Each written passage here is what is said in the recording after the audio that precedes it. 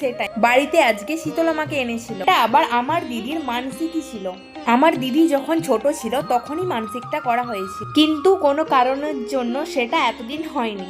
আজ হলো। এই যে দেখছো বড় ঠাকুমার দণ্ডি খাচ্ছে, সেই মানসিকটা করেছিল মাকে বাড়িতে আনার। মাকে বাড়িতে আনার আগে 3জন দণ্ডি খেটেছিল, বড় জেঠু, বড় মা আর বড় ঠাকুমা। আর এইদিকে মাকে আনার আগে মানে মন্দির থেকে বার করার আগে মন্দিরের ভেতরে মোমবাতি জ্বালতে হয়। আমি আর আমার ঠাকুমা মন্দিরে মোমবাতি জ্বেলে, আর এইদিকে মাকে বের করে নিয়ে আসা হচ্ছিল। জানো তো এই মা না খুব জাগ্রত।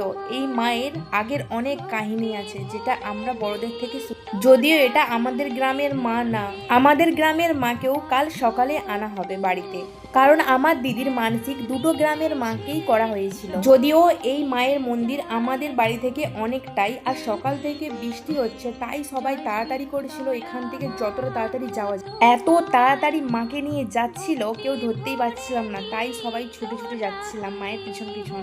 সবাই তো একটা ভয়েই ছিল, এক সন্ধে হয়ে যাওয়ার ভয়, দুই যাতে বৃষ্টি না আসে মাকে কিভাবে বাড়ি নিয়ে যাবে। কিন্তু না, সব ভালোই অবশেষে মাকে বাড়িতে নিয়ে চলে এলাম।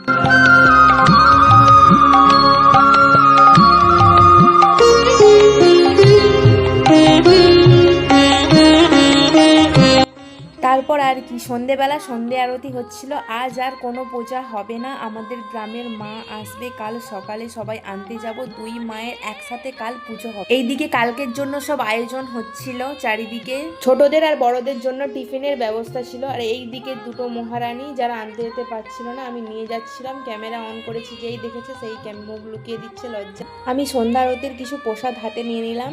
আজকের মতো টাটা, কাল আবার দেখা হচ্ছে।